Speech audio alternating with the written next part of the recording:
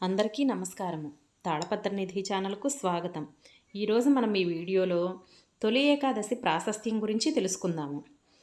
మన పురాణాల ప్రకారం సాంప్రదాయబద్ధంగా జరుపుకునే పండుగలలో తొలి ఏకాదశి ప్రధానమైనది. సంస్కృతంలో ప్రథమ ఏకాదశి అని అనటాన్ని బట్టి తెలుగులో దీన్ని తొలి ఏకాదశి అని అంటారు. మానవాళికి చక్కటి జీవన సరళిని అలవరచడం ఈ పండుగ వెనుక దాగి ఉన్న ఆంతర్యం. ఈ రోజు నుంచి వచ్చేది దక్షిణాయనం. దక్షిణాయనంలో వాతావరణ ప్రభావాన్ని బట్టి కొన్ని వ్యాధులు ప్రబలే అవకాశం ఉంది.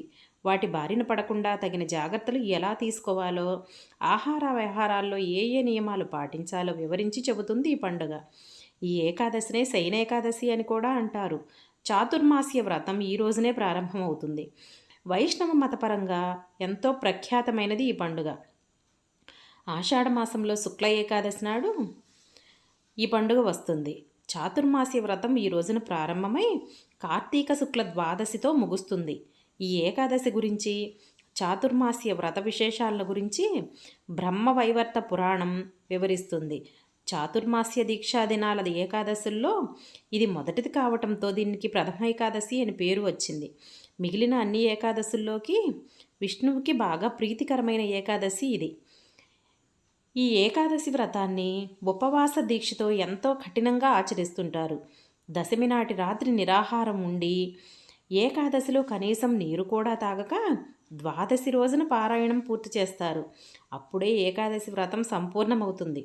ఈ వ్రతకాలంలో చేసే దానాలు మామూలుగా చేసే దానాల కన్నా అధిక ఫలితాన్ని ఇస్తాయి. ఏకాదశి రోజున ఉపవాసం చేయకపోతే మహాపాపమని వాయుపురాణం వివరిస్తుంది. పూర్తి ఉపవాసాలు చేయలేని వారు కనీసం ఒక్క పూటైనా ఉపవాసం చేసే పద్ధతి కూడా ఒకటి ఉంది. ఏకాదశి వ్రతాన్ని ఆచరించేవారు విధిగా బ్రహ్మచర్య దీక్షను పాటించాలి. కామవాంఛలను పూర్తిగా విస్మరించాలి. ఈ నియమాలు చెప్పటం వెనుక ఆంతర్యం శరీర ఆరోగ్య పరిరక్షణ, మానసిక శాంతి వృద్ధి కారణమని పెద్దలు పేర్కొంటున్నారు. ఈ ఏకాదశి వ్రతానికి సంబంధించిన కథలలో రుక్మాంగుడు అనే రాజు కథ, కుంభుడు అనే రాక్షసుడి కథ ప్రధానంగా వినిపిస్తాయి. పూర్వం రుక్మాంగదుడు అనే రాజు తను ఏకాదశి వ్రతాన్ని ఆచరిస్తూనే తన రాజ్యంలోని ప్రజలందరి చేత కూడా ఆ వ్రతాన్ని చేయిస్తుంటాడు. దీనివల్ల యమలోకానికి పోయేవారి సంఖ్య తగ్గిపోయి స్వర్గం అంతా నిండిపోతుంది. దాంతో దేవేంద్రుడు ఒక ఉపాయాన్ని ఆలోచించాడు. రంభను పిలిచి రుక్మాంగదుడిని వరుసపరుచుకోమని చెబుతాడు. రంభ వెళ్ళి అలాగే చేయటంతో ఆమె ఏది చెబితే అది చేసేందుకు రుక్మాంగదుడు సిద్ధమవుతాడు. అవకాశం కోసం వేచి ఉన్న రంభ ఓ రోజున ఏకాదశి వ్రతంలో ఉన్న రుక్మాంగదుడిని తన కోరిక తీర్చమని చెప్పినా అతడు వినిపించుకోడు. మరేదైనా కోరిక కోరుకోమని చెప్తాడు. అందుకు ఆమె తన కుమారుణ్ణి సంహరించమని కోరుతుంది. అందుకు రుక్మాంగదుడు సిద్ధమవుతాడు.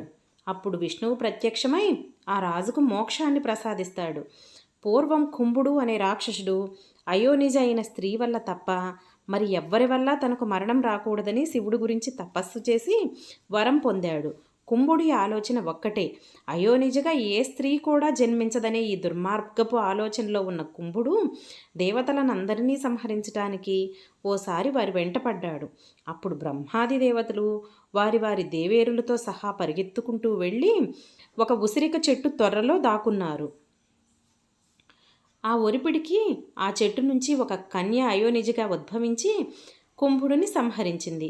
ఈ రెండు కథల్లోనూ దాగి ఉన్న ఆంతర్యం కామాన్ని విడిచిపెట్టమని చెప్పటమే. తొలి ఏకాదశిని శయన ఏకాదశి అని అనటానికి కారణం ఈ రోజున పాలకడిల్లో శ్రీ మహావిష్ణువు నిద్రపోతాడని అంటారు. అలా అనటం వెనుక ఓ ఆంతర్యం ఉంది. విష్ణువు అంటే సూర్యుడేనని, అంతవరకు ఉత్తర దిక్కుకు వాలి ఉన్న సూర్యుడు ఈనాటి నుండి దక్షిణ దిక్కుకు వాలటంతో అది దక్షిణాయనం అవుతుందని, అందుకే అలా విష్ణువు శయనించాడని పామరులకు అర్థం కావటం కోసమని చెబుతారు. ఆషాఢ శుద్ధ ఏకాదశి మొదలు కార్తీక ద్వాదశి వరకు ఎన్నెన్నో పవిత్రోత్సవాలు జరుగుతుంటాయి. ఈ కాలమంతా విష్ణు ప్రీతికరమైన వ్రతాలను ఆచరిస్తుంటారు. పద్మపురాణం ప్రకారం తదితర పురాణాలు కూడా ఈ ఏకాదశి వ్రత మహత్యాన్ని వివరిస్తున్నాయి.